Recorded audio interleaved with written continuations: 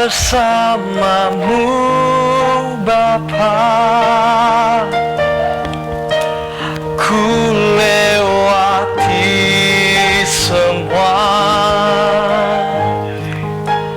perkenananmu yang teguhkan hatiku. Engkau yang bertindak, memberi pertolongan, anugerah-Mu besar melimpah bagiku. Shalom, selamat malam semua sahabat-sahabat kekasih kami dimanapun Anda berada pada malam hari ini. Dan tentunya kami sangat bangga dan bersuka cita hadir buat Anda di program kami Miracle dari Majelis Daerah YPP Batu di Sumatera Bagian Selatan dan Sekolah Tinggi Teologi Ebenezer. Malam ini kesaksian akan diisi dengan narasumber dari Kota Batu Malang, Ibu Sylvie. Bagaimana dia bertemu Yesus dalam kehidupannya dengan latar belakang keyakinan yang berbeda. Ikuti bincang-bincang kami pada malam hari ini di program kami Miracle. Selamat malam, selamat menyaksikan. Tuhan Yesus memberkati. Shalom Ibu Sylvie, terima kasih sudah hadir di acara Miracle dalam program Majelis Daerah YPP Batu di Sumatera Bagian Selatan dan Sekolah Tinggi Teologi Ebenezer. Apa kabar nih Bu? Shalom Pak Marlon, puji Tuhan dalam kondisi baik, sehat. Terima kasih untuk kesempatan bisa sharing di acara Miracle. Ini luar biasa loh kesempatan ini bagi kami. Tentu sudah banyak orang tahu bahwa Ibu memiliki latar belakang keyakinan yang berbeda dengan yang sekarang. Boleh cerita nggak Bu, apa sih kisah di balik akhirnya Ibu menjadi seorang murid Kristus? Ya, kita harus kembali ke beberapa tahun yang lalu ya Pak ya. Iya. Silakan Bu. Jadi saya itu kan lahir dari keluarga yang bukan Kristen. Papa saya Madura, mama saya itu Jawa. Kemudian saya lahir menjadi anak kedua. Ya saya karena orang tua saya dengan agamanya ya. Kemudian saya lahir mewarisi agama mereka seperti itu. Kemudian dalam dinamika kehidupan ada masalah-masalah keluarga sampai pada akhirnya kedua orang tua saya bercerai dan saya dibesarkan oleh single parents. Nah itu memang masa-masa sulit untuk hidup saya dan juga ada hal dalam hati saya tuh yang rasanya hilang, kurang, rendah diri dan semua seperti itu. Nah terus kemudian sampai tiba waktu saya kuliah di satu kota di Malang waktu itu. Saya berkenalan dengan seseorang. Nah, seseorang itu dia memang berbeda agama dengan saya. Nah, dia mau mengajak saya pacaran. Nah, setelah itu, tapi kami tarik ulur karena saya kan tidak mau gitu. Saya tidak mau, ya istilahnya saya mau setia dengan keyakinan saya, apa yang saya warisi dari orang tua saya. Sampai suatu saat dia itu mengucapkan atau mengatakan satu kalimat itu seperti ini.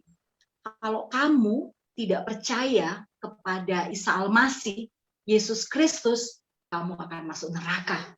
Dia bilang begitu. Saya kan kaget kan Pak. Bagaimana mungkin saya yang rajin saya itu sembahyang 5 kali sehari, ya saya baca juga sekalipun pengertian itu tidak istilahnya nggak ngerti banget gitu, tapi saya tuh benar-benar mau menjadi orang yang taat kepada agama, mau betul-betul itu melakukan ibadah saya.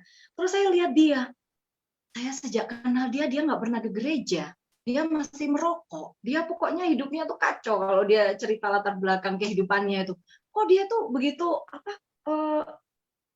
sepede itu mengatakan bahwa dia punya keyakinan sedemikian untuk dia itu bisa masuk surga, sedangkan saya yang beribadah dengan begitu rajin itu saya masuk neraka. Di situ saya galau berat, Pak Marlon. Saya rasakan, masa sih begini? Saya bilang gitu. Saya jadi rasa memang betul-betul galau dalam diri saya, karena saya tuh memang sejak dulu saya tuh kan apa istilahnya mau dekat dengan Tuhan seperti itu kan. Nah, Sampai satu waktu saya mengambil keputusan, iya. eh, apakah sebelumnya Ibu tidak ada bergaul dengan orang-orang Kristen, atau di Ya. dalam diri Ibu sebelum peristiwa bertemu dengan si pemuda yang pede itu Ya. ada nggak kebencian gitu, atau rasa apa dengan orang Kristen gitu?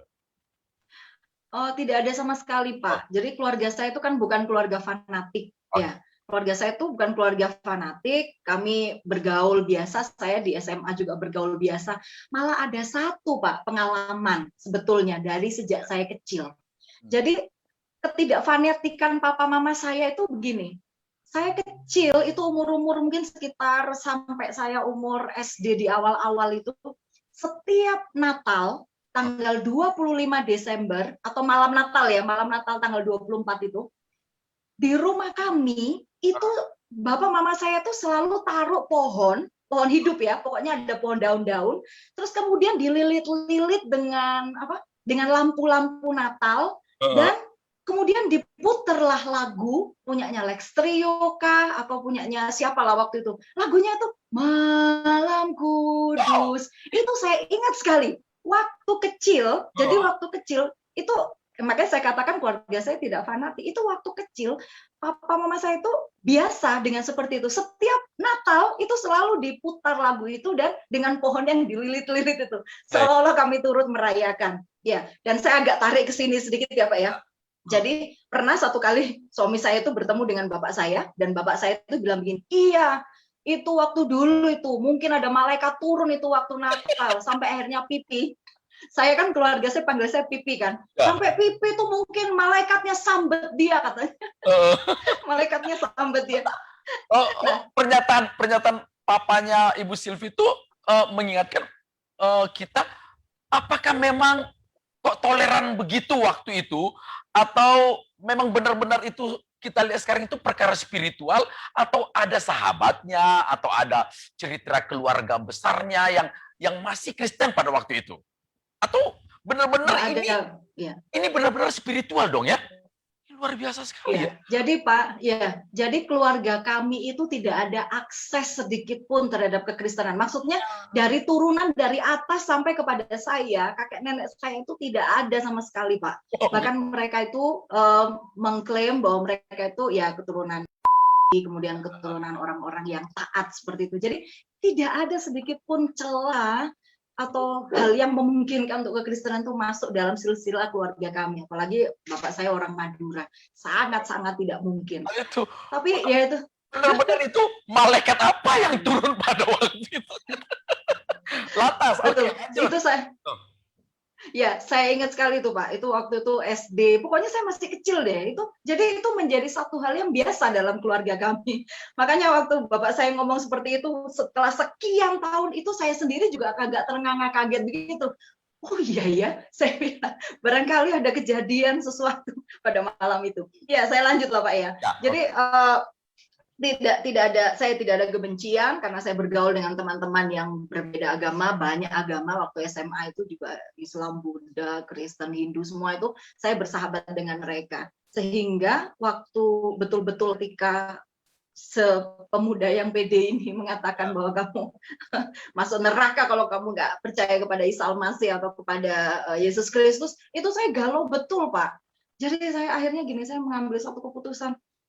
Oke lah, saya mau aja. Jadi saya ambil kesempatan waktu itu ya, ambil waktu untuk saya waktu itu memang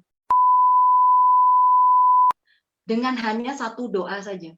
Kalau ada Tuhan yang benar, selain yang saya sembah minimal 5 kali sehari, tunjukkan kepada saya. Wow. Itu yang saya ulang-ulang, sampai akhirnya memang hari ketiga setelah saya masih pegang masih tidur-tidur ayam bisa jaga saya. Kemudian saya memang melihat satu penampakan sosok sinar yang berkilau-kilau di kamar kos saya itu.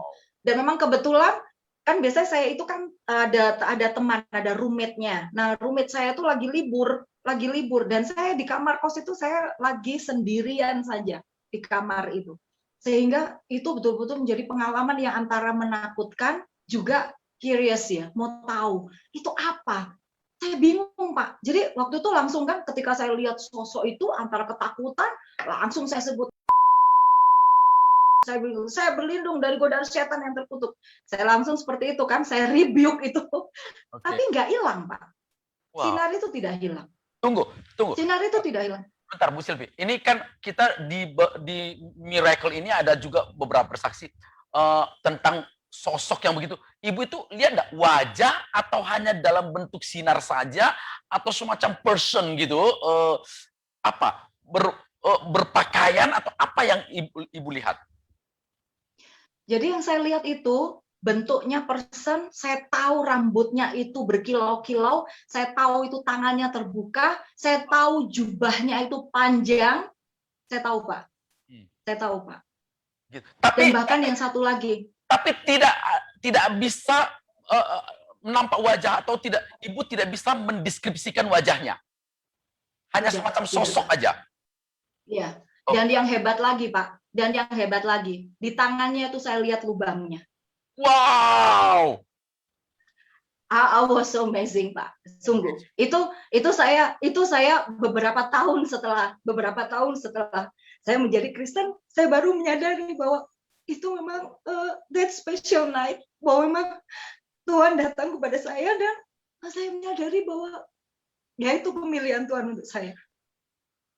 Wow. Ya saya tidak tahu pengalaman orang, tapi itu yang apa ya, yang membuat saya ya itu Jesus. Yes. Itu Tuhan Yesus.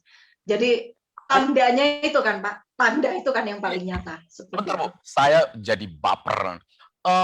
Itu kan tiba-tiba ibu ini kan kesempatan, ini anugerah, ini tidak semua orang mendapat kesempatan seperti itu begitu ya. Itu boleh tahu nggak?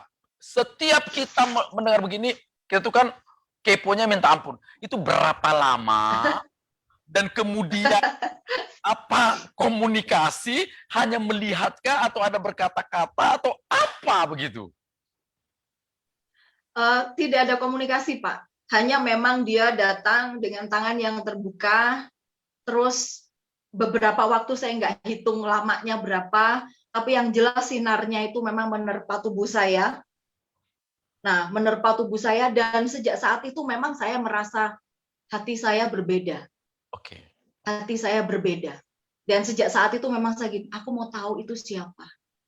Saya bilang, sehingga saya besokannya itu saya bilang ke teman saya itu, semalam itu loh, aku tuh ngalamin kayak gini. Itu siapa? Langsung dia itu shout, dia bilang, itu Yesus.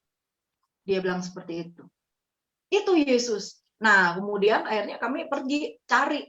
Saya kan mau tahu, kami cari gereja, cari pendeta untuk bisa dibimbing, untuk bisa ditolong, tapi pendeta itu nggak ketemu kan. Tapi akhirnya terus kami direkomendasi untuk kami pergi kepada orang lain, kemudian diajar tentang iman Kristen.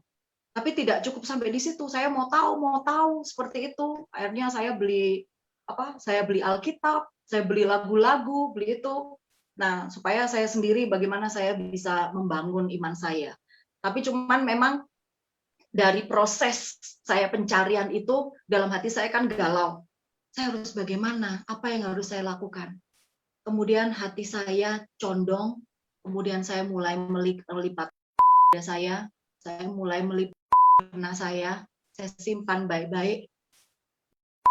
Dan saya pun juga saya simpan, saya jadikan satu dan saya mulai membuka Alkitab. Itu kecondongan hati yang Tuhan berikan kepada saya untuk saya betul-betul mulai mencari Dia. Nggak ngerti sama sekali di awal-awal itu, Pak. Sama sekali nggak ngerti. Sampai tiba satu waktu. Bentar, Bu. Nah, waktu Ibu melipat simbol-simbol yang lama, itu sama sekali tidak ada orang yang menyuruh. Itu benar-benar dorongan dari dalam. Ya, tidak ada, Pak. Memang seperti hati saya itu memilih dan memiliki kecondongan itu bahwa saya mau untuk saya, oke, saya memilih ini.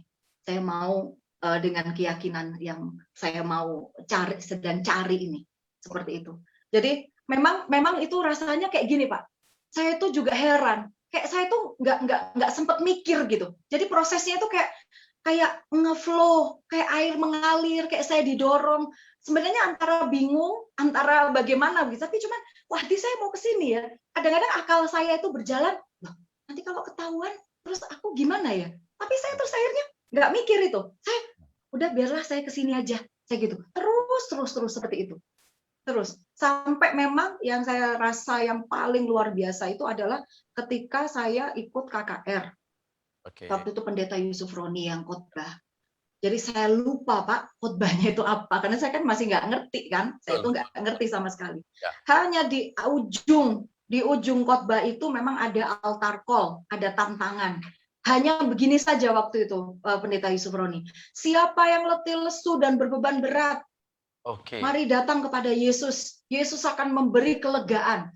Ulang-ulang seperti itu, saya tuh cuma tutup mata, saya maju ke depan, sambil saya nyanyi, jiwaku terbuka untukmu Tuhan. Itu kan yang bolak-balik, lagu itu yang bolak-balik dikumandangkan, dilantunkan seperti itu. Selidiki, nyatakan segala perkara. Saya maju tuh gini, ya aku ini banyak masalah, aku ini hatiku berat, aku datang, aku ke depan. Pokoknya saya ke depan sambil tutup mata, saya maju ikut altar call itu. Disitulah saya dibimbing terima Tuhan Yesus. Wow. Untuk pertama kalinya, ya disitulah. Sehingga setelah itu memang lebih berbeda lagi hati saya. Saya makin mau cari, ya itu tadi. Kemudian saya beli Alkitab, saya beli buku lagu-lagu, saya beli renungan tuh sampai 5, Pak. Karena saya pikir, wah, saya nggak boleh masuk neraka karena saya nggak renungan. Kalau dulu kalau ini saya harus renungan 5 kali. Seperti itu waktu awal-awal bertobat atau awal-awal journey dengan Tuhan. Waktu dibimbing terima Tuhan Yesus, boleh nggak ada pengalaman spiritual apa waktu itu? Ini belum dibaptis ya, baru kayak ditumpahin tangan gitu ya, terima Tuhan Yesus. Gitu. Atau benar-benar semacam kosong pikiran, sadar, atau apa yang terjadi dalam pikiran dan perasaan Bu Sylvie?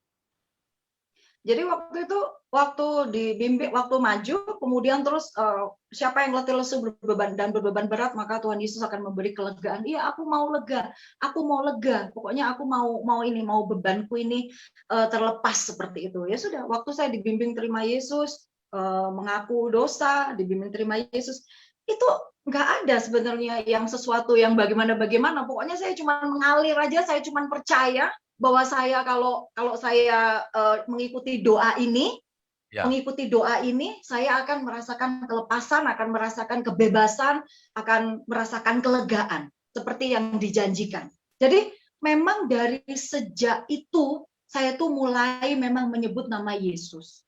Dari sejak itu. Kan sebelum-sebelumnya tuh saya seperti tidak berani, Pak. Bibir itu keluh. Betul. Saya tidak tahu yang lain, tetapi saya sejak saat itu, saya memang seperti mulut saya itu berani menyebut nama Yesus. Kalau dulu kayak berat gitu, tapi itu terus kemudian dari momen itu saya, oh ya, Yesus. Jadi sejak momen itu. Wow, ini jadi tentu banyak pelajaran teologi ya, kalau studi teologi ya, pasti Tuhan, roh yang mendorong dan lain sebagainya, dalam ketidakmengertian Ibu.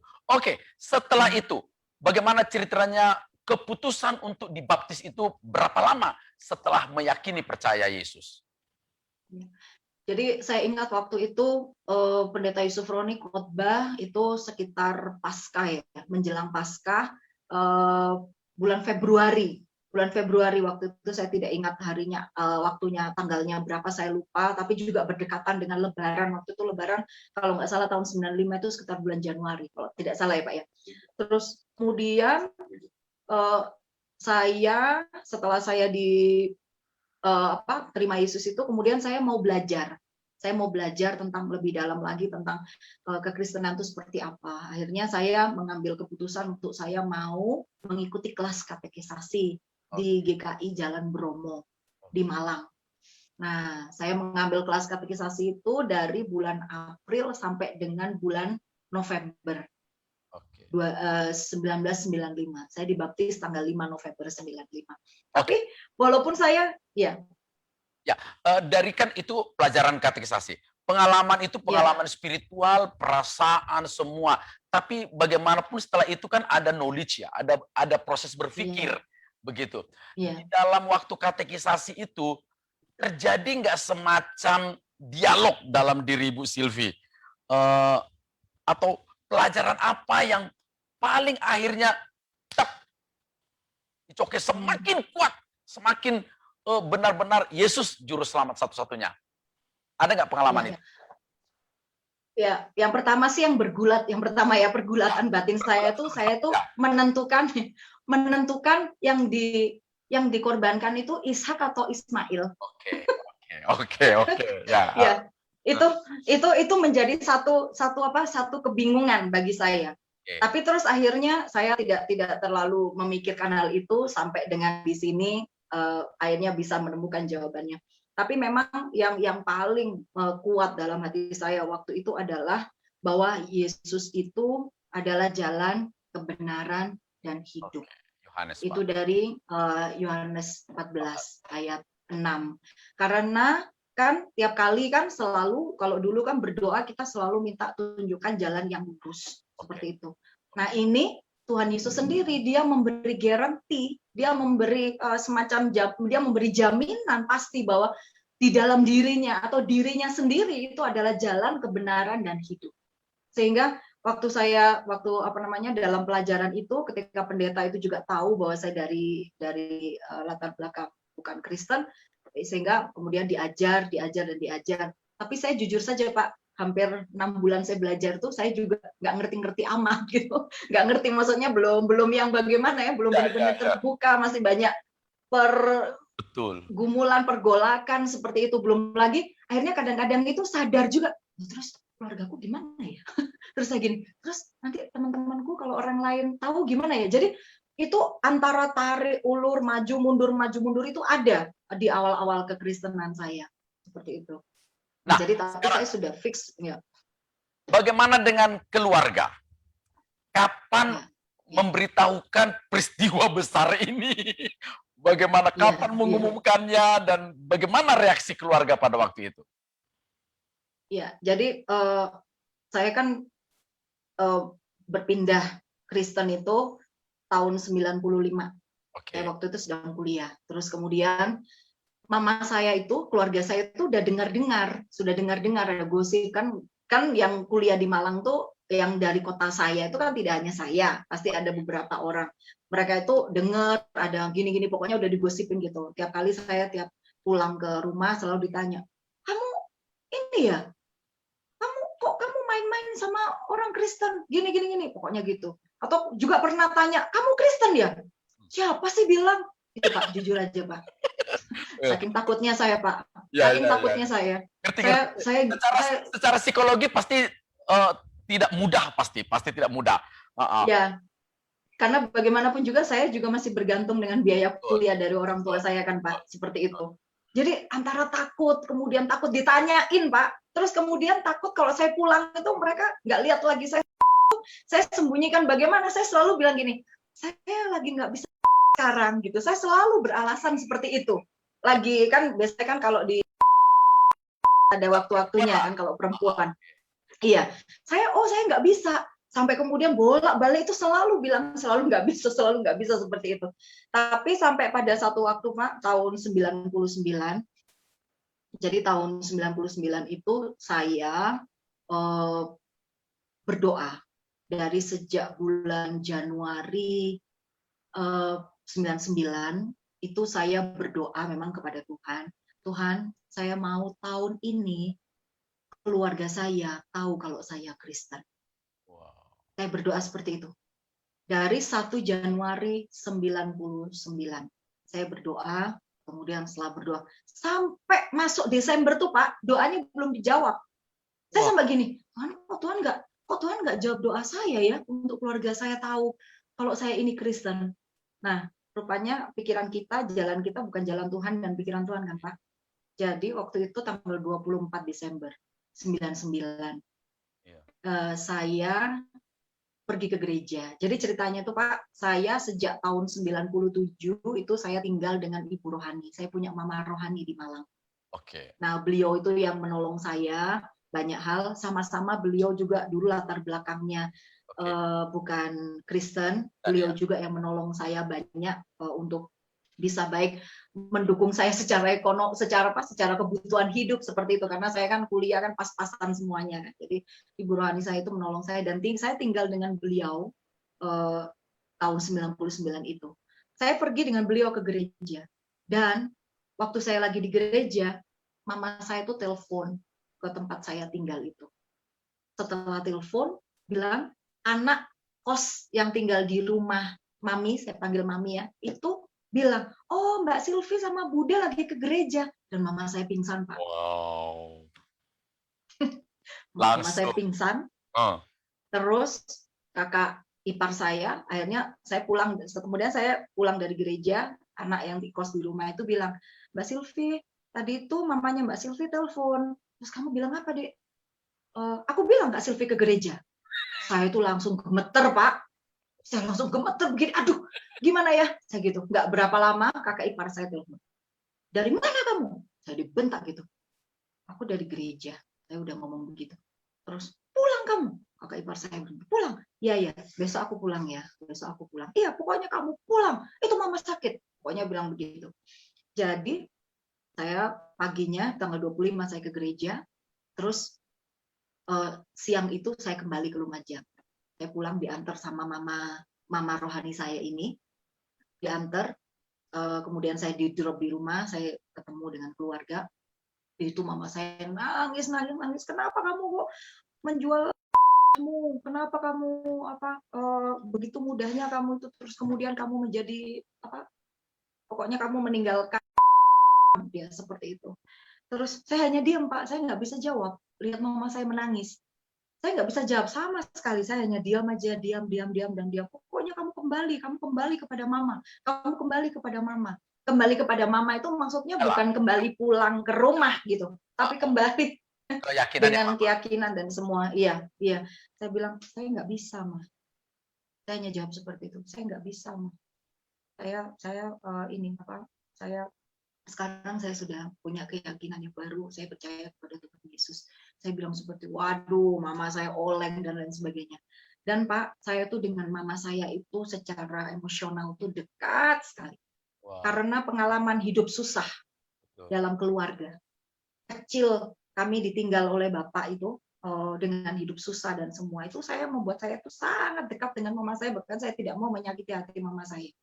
Saya minta sesuatu aja saya nggak berani seperti itu, dan membuat mama saya kaget adalah bagaimana mungkin kamu itu anak yang taat, anak yang tidak neko-neko, kok kamu itu melakukan hal seperti ini gitu, menyakitkan, memalukan kan seperti itu kan Pak, dan semua akhirnya.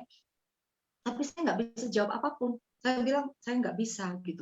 Dan besoknya tanggal 26 kalau nggak salah, besoknya tanggal 26 itu atau tanggal 27 saya lupa, bapak saya datang, kan mereka cerai kan Pak, mereka itu cerai, bapak saya tinggal di tempat lain, menikah lagi. Nah, tanggal-tanggal itu bapak saya datang, sama ada beberapa orang banyak yang bapak saya bawa.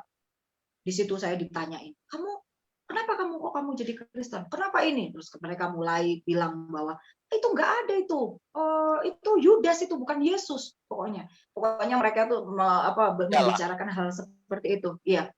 Terus tapi hati saya tuh sama sekali nggak goyang. Hati saya tuh kayak sudah fix. Hebat ya. Saya sudah fix. Mereka ngomong apa aja, saya cuma diem. Saya sempat juga pernah mau ditempelin sama bapak saya, tapi nggak jadi kan. Saya juga diem. Saya nggak melawan dan lain sebagainya. Terus saya bilang, ya pokoknya ini keyakinan saya. Bukan karena orang, karena mereka berpikir tuh dikira pacar saya itu Pak, yang membuat saya Kristen. Saya bilang, suruh saya putus dengan dia, saya nggak masalah. Terus dikira ibu rohani saya itu, suruh saya nggak tinggal sama ibu dia, kan ibu rohani saya itu namanya ibu dia. Suruh saya tinggal nggak sama ibu dia, saya juga nggak apa-apa, saya pergi. Tapi jangan suruh saya meninggalkan keyakinan saya, karena ini hidup saya. Saya bilang seperti, waduh, marah semua, pokoknya mereka marah. sudah, pokoknya kamu mesti berpikir, pokoknya itu salah, pokoknya itu nggak benar, pokoknya kamu harus kembali kepada keluarga, kamu harus kembali. Nah, memang waktu itu saya harus buru-buru pulang ke mana? Ke Malang karena saya mau konser kan, Pak. Ya, saya mau konser dengan paduan suara. Waktu itu saya mengikuti paduan suara Gita Getsemani. Kami mau buat kantata Natal Millennium di Stadion Gajayana. Saya waktu itu harus solis, harus jadi solo. Jadi apapun itu saya bilang, ya pokoknya nanti kita bicarakan ya. Yang jelas saya harus kembali ke Malang karena saya harus melakukan sesuatu. Saya seperti itu. Sudah. Akhirnya singkat cerita, akhirnya saya dapat tiket pulang pokoknya. Saya bisa pulang ke Malang, saya naik travel, saya kembali ke Malang, saya melayani dan semua. Nah, mulai tahun 2000 itu mama saya itu hampir sering datang ke Malang untuk nungguin saya.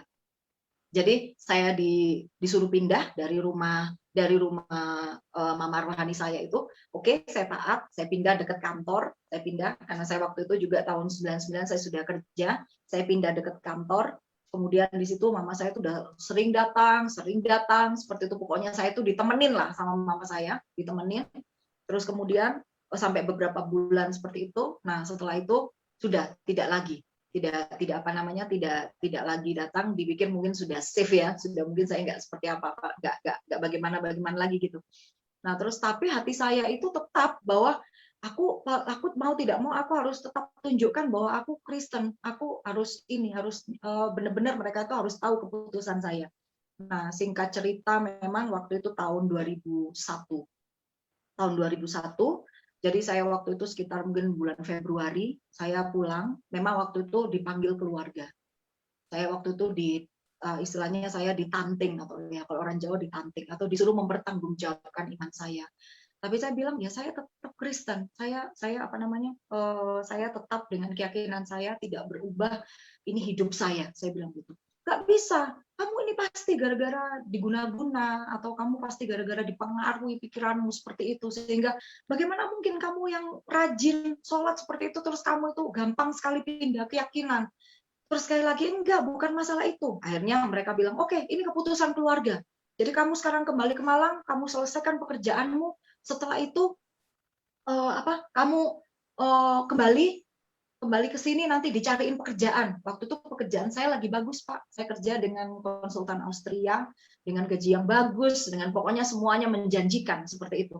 Nah, terus kemudian mereka memaksa saya seperti itu. Akhirnya saya cuma gini, Tuhan gimana ya?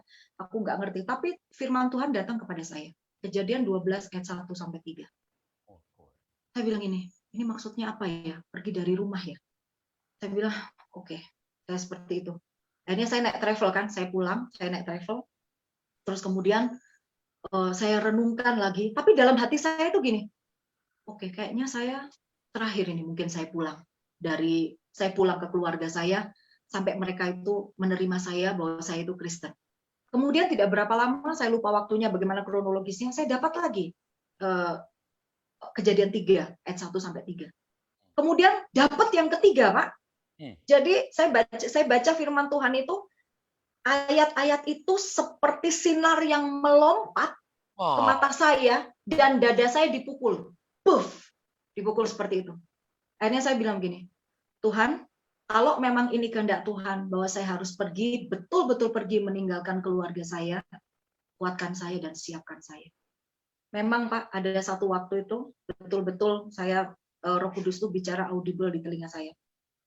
Jadi ada satu critical moment di mana memang betul-betul saya itu kan mau dijemput sama mama saya dan kakak ipar saya dan kakak saya, mau dijemput, mau dibawa pulang dengan rencana-rencana mereka itu, termasuk rencana mau dan lain sebagainya. Hari di mana memang saya mau dijemput, itu saya mendengar suara di telinga saya, sebelum jam 10 pagi kamu harus keluar dari rumah ini. Jam 9 pagi, saya cepat-cepat saya mandi. Saya waktu itu lagi renungan, kemudian saya mandi cepat sebelum jam 10 saya telepon telepon taksi, kemudian saya ke kantor karena di kantor saya harus kembalikan kartu, kembalikan handphone, kembalikan semua pokoknya yang milik kantor. Nah, setelah saya di kantor, terus kemudian diberi ada suara lagi, sebelum jam 12 kamu harus keluar dari kantor ini. Betul, Pak. Jadi saya jam 12 saya cepat-cepat semuanya. Kemudian saya kan diantar sama supir kantor. ketika saya keluar dari kantor dengan mobil kantor itu, saya lihat mobil kakak ipar saya itu masuk ke kantor saya, masuk ke situ. Amazing. Akhirnya mereka mereka bertemu dengan, saya nggak tahu apakah mereka sempat bertemu dengan teman kantor saya, tapi saya udah bilang sama bos saya, bos, saya resign karena saya ada family issue.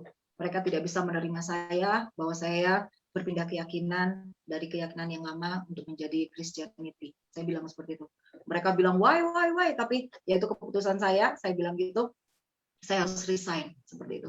Akhirnya saya pergi mengasingkan diri di satu keluarga selama 30 sekian hari. Kemudian saya start dengan journey saya betul-betul memang diuji ya dengan sesuatu. Oke, Bu Silvi, luar biasa.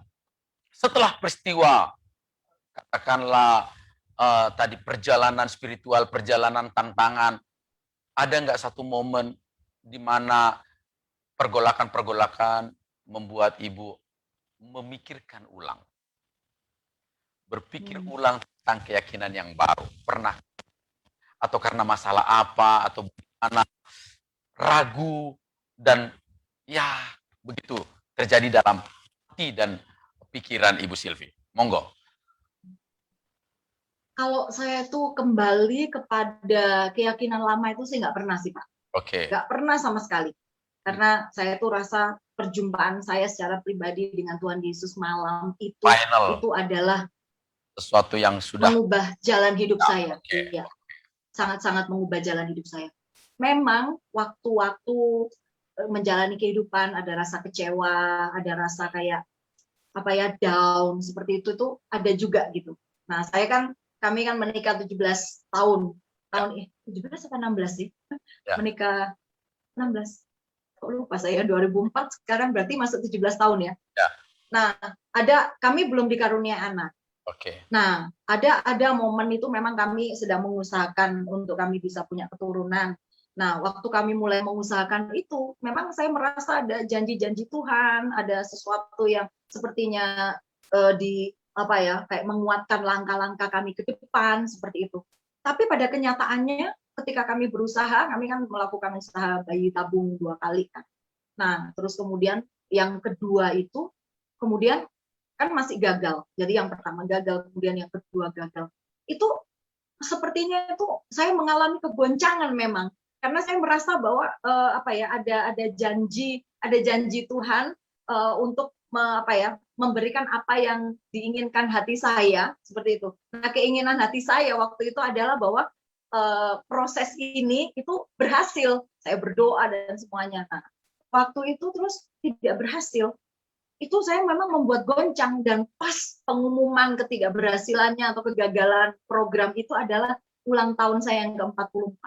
Pas saya ulang tahun yang ke-44, itu saya ke lab untuk cek itu saya positif atau tidak, dan cek labnya mengeluarkan statement atau hasil itu tidak ada kehamilan nih. Itu saya tuh langsung kayak devastated, rasanya itu kayak gimana ya, kayak aduh, hatinya itu kerasa kayak hancur, kayak bagaimana seperti itu ya. Tuhan, kok Tuhan nggak kasihan ya sama aku. Ada perasaan seperti itu. Karena sebentar Bu Silvi, ya, ada nggak pemikiran, ada nggak pernah terbersit pemikiran begini, Tuhan, Kau sudah menampakkan diri padaku begitu dahsyat, amazing, tidak semua orang, tapi untuk urusan anak yang terlalu kecil, Engkau tidak beri. Why? Ada nggak isi pikiran Bu Silvi seperti itu?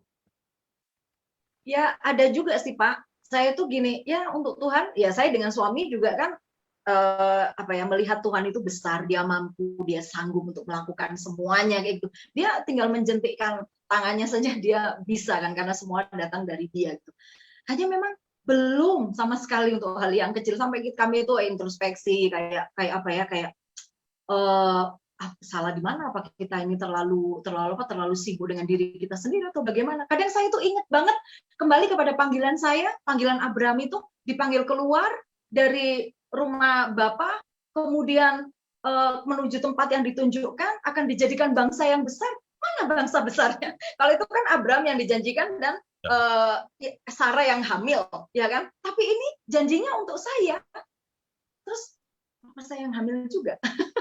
Jadi saya dalam arti gini, saya nggak ngerti, katanya gini, katanya gitu. Jadi kadang-kadang itu ada dialog-dialog dalam hati saya, bahkan juga kayak yang waktu yang kemarin itu program itu gagal gini. Ya Tuhan, Tuhan nggak kasihan sama aku. Saya tuh gitu sampai kayak begitu, Pak. Jadi saya rasa kayak apa ya? Ada ya, maksudnya pikiran-pikiran yang apa? Kayak nelangsa gitu hatinya itu kayak ya ampun gini. Terus kan kalau orang yang tahu prosesnya bayi tabung seperti apa itu kan tidak gampang ya. Harus suntik, harus ini, kemudian apa hormonnya turun kayak begitu.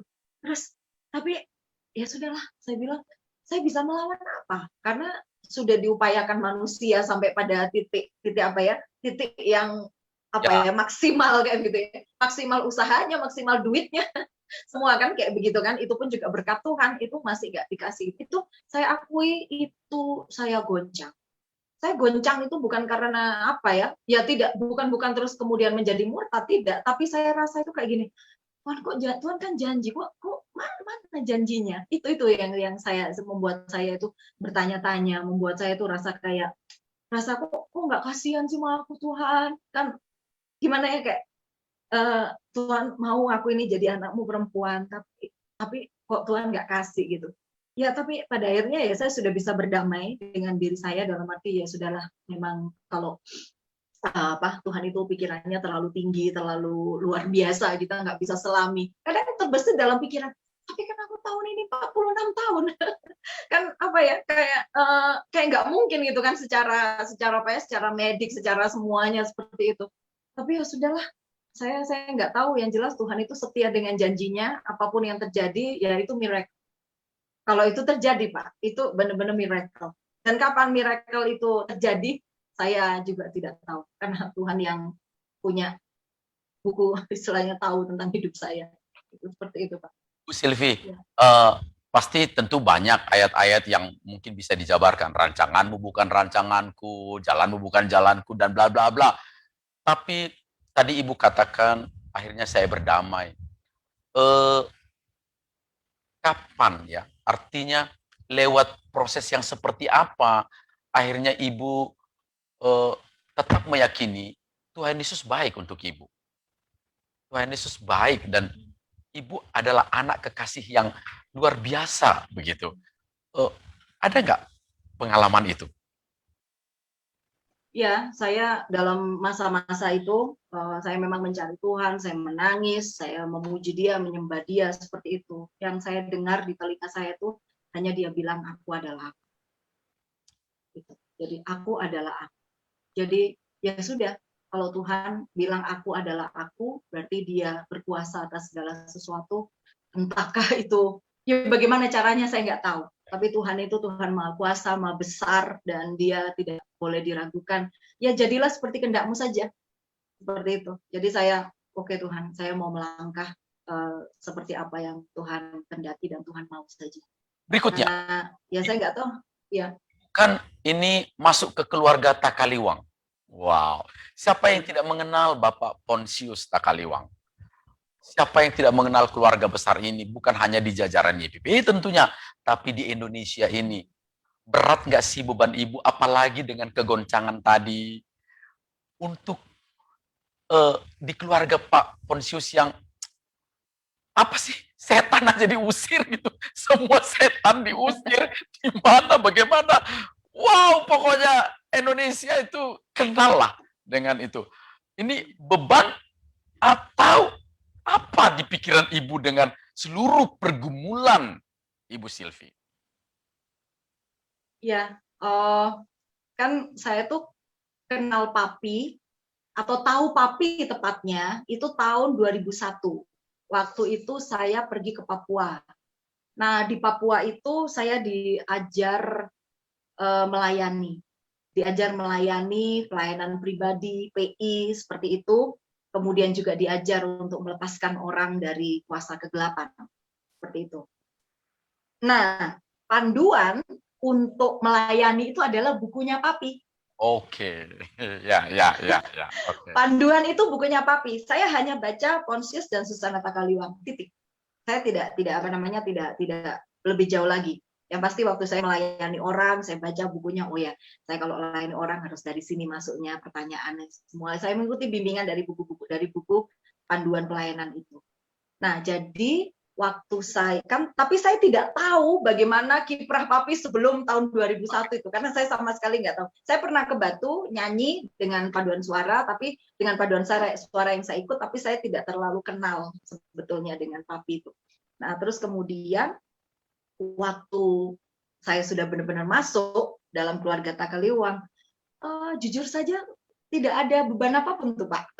Jadi saya rasa ya saya masuk menjadi bagian keluarga, berarti saya punya Papi. Karena saya kan dari kecil papa saya itu umur 11 tahun, papa saya sudah pergi meninggalkan gitu. Paling tidak saya masuk dalam satu keluarga, oh iya, saya punya Bapak. Selain Bapak surgawi ya, tapi di bumi ini Bapak mertua saya itu juga Bapak saya gitu kan. Nah, jadi saya punya Bapak seperti itu. Nah, jadi saya tidak ada beban, tidak ada perasaan bahwa saya harus menanggung sesuatu. Oleh karena saya mau tidak mau kan saya akhirnya menjadi Sylvia Takaliwang gitu kan, orang kenalnya. Tidak ada beban khusus seperti itu, jadi saya menikmati saja. Tapi saya melihat memang bagaimana Papi hidup, kehidupan rohaninya, imannya, komitmennya, ketulusan hatinya, juga Mami juga melihat dari dekat bagaimana mereka itu menjadi role model bagi kami untuk menjadi pelayan Tuhan yang setia. Itu saja Pak. Bu Sylvie, kalau bercerita tentang kasih karunia Tuhan selain pertemuan dengan Yesus yang tangannya berlubang itu jelas, itu apa namanya, higher grace begitu ya. Ada nggak sih Ibu bercerita tentang kasih karunia lain yang Ibu rasakan dalam perjalanan hidup ini yang membuat Ibu masih standing out, yang membuat Ibu kuat sampai sekarang? Monggo, Bu. Ya, kalau saya sih merasa bahwa saya kuat sampai sekarang menjalani kehidupan itu, saya rasa bahwa ya dari firman Tuhan yang saya baca setiap hari itu rasanya memang hidup. Saya saya sudah menyelesaikan studi saya S1, kemudian saya dipanggil Tuhan untuk menjadi hambanya sepenuh waktu. Waktu sebelum Tuhan itu, sebelum saya masuk sekolah teologi, H-1 sebelum saya orientasi, Tuhan itu memang bicara dari 1 Tesalonika 5:24 bahwa Ia memanggil kamu setia dan Dia sendiri akan menggenapinya, seperti itu. Jadi apapun kondisinya, apapun situasinya, itu saya tahu bahwa saya dipanggil. Yang pertama itu memang dengan cara yang ajaib, saya dipilih sebelum dunia dijadikan, karena tidak ada akses apapun, tapi tiba-tiba saya jadi anak Tuhan. Itu satu hal yang luar biasa, yang pengalaman yang luar biasa. Yang kedua, bahwa saya dipanggil untuk saya masuk pada satu rancangannya yang besar untuk menjadi hamba Tuhan sepenuh waktu. Itu yang menolong saya bahwa Tuhan itu juga menjamin apapun keadaan dalam hidup saya. Kesusahan, kekurangan, atau apapun saja, saya tahu bahwa Tuhan tidak akan meninggalkan saya. Seperti itu. Luar biasa, luar biasa. Lantas bagaimana sekarang komunikasi Ibu dengan keluarga Ibu di Jombang ya, atau di Lumajang, Pak. Lumajang. Ya. Gimana komunikasi Ibu sekarang dengan keluarga besar? Masih ada jalan terbuka atau bagaimana keadaannya? Sangat terbuka, Pak. Sangat terbuka. Jadi memang sejak tahun 2000, jadi saya itu kan pergi dari rumah, itu kan 2 tahun, dari 2001 sampai 2003. Tapi saya selalu memberi kabar kepada mereka bahwa saya ada di sini, seperti itu. Saya tinggal di satu keluarga, saya seperti itu. Kemudian tahun 2003 saya kembali, nah di situ saya sudah mulai lebih sering lagi pulang ke rumah, komunikasi dengan Mama makin bagus gitu, walaupun Mama itu masih berharap bahwa saya itu kembali kepada beliau gitu, tapi saya bilang ya tidak mungkin, sangat-sangat tidak mungkin. Dan saya melihat bahwa justru Mama saya lebih banyak curhat kepada saya, dan suami, kepada kami berdua gitu, karena di sisi lain memang ada masalah-masalah dengan kakak dan adik saya, dan Mama juga lebih nyaman untuk bisa sharing dengan saya dan juga dengan suami saya, seperti itu. Jadi komunikasi sangat bagus, kami telepon dan semua Hanya memang mama saya belum percaya pada Tuhan Yesus. Itu masih menjadi doa saya. Supaya apa yang saya alami juga mama saya. Gitu. Baik, luar biasa. Saya berkali-kali merinding dengan cerita Ibu. Saya yakin semuanya belum selesai. Perjalanan ini masih panjang. Masih banyak hal yang akan Tuhan tunjukkan buat Ibu Silvi dan Pak Semi dalam perjalanan hidup ini sesuai janji-janjinya dan tidak pernah meninggalkan Ibu. Yang terakhir nih, gimana Bapak dan Ibu? Ya, Pak. Pak Semi itu selalu menopang. Saya lihat Bapak dan Ibu benar-benar concern, musik, luar biasa talenta. Gimana komunikasinya tetap bagus ya, meski banyak pergumulan. Ibu nggak terkejut menikah dengan anak seorang pendeta? Ya, saya itu, jadi pertemuannya unik juga nih Pak. Saya mau cerita ya. Jadi pertemuannya unik juga. Jadi begini, jadi satu waktu itu, saya tuh kan sudah pulang dari perjalanan 2 tahun itu. Kemudian, saya itu lagi bersih-bersih kamar, di mana saya tinggal itu. Saya bersih-bersih kamar, terus kemudian saya mendengar suara seperti ini. Habis ini ada yang mau nembak kamu loh. Katanya gitu. Terus saya bilang, saya toleh kanan, toleh kiri. Bercanda nih, suara siapa nih? Saya gitu kan. Terus habis itu, suara itu ngomong lagi di telinga saya. Tapi dia lebih muda dari kamu. Saya bingung. Saya lihat kanan, lihat kiri. Bercanda nih, nggak mungkin lah Tuhan. Adam tuh di mana-mana lebih tua daripada Hawa. Saya bilang begitu kan. Sudah. Tidak berapa lama, saya kan ke gereja, ke GKI. Terus memang saya ketemu. Jadi saya tuh sekitar tanggal belasan begitu Pak, saya mendengar suara itu. Tanggal 25 Mei itu saya ketemu dengan Pak Semi, tapi saya kan belum kenal. Dan saya belum tahu kalau dia ini anaknya Pak Ponsius. Kemudian saya dikenalkan teman saya yang pemain musik karena saya nyanyi seperti itu. Ini loh Pak Semi ini hebat nih main musiknya, katanya gitu. Udah, kami salaman. Terus ngomong-ngomong ibu rohani saya itu terus bilang, kamu Semi ini anaknya Pak Ponsius ya? Terus saya lihat gini, loh, kamu anaknya Pak Ponsius? Saya bilang gitu, iya. Dia bilang, wah aku pakai buku papamu loh. Waktu aku pelayanan, saya bilang gitu. Sudah, akhirnya gayung bersambut, sudah, dan seterusnya, dan seterusnya. Akhirnya kami memang pacaran, dan kemudian saya baru nyadar bahwa rupanya yang mau nembak saya umurnya lebih muda. Ya itulah. Wow. Pak Semi.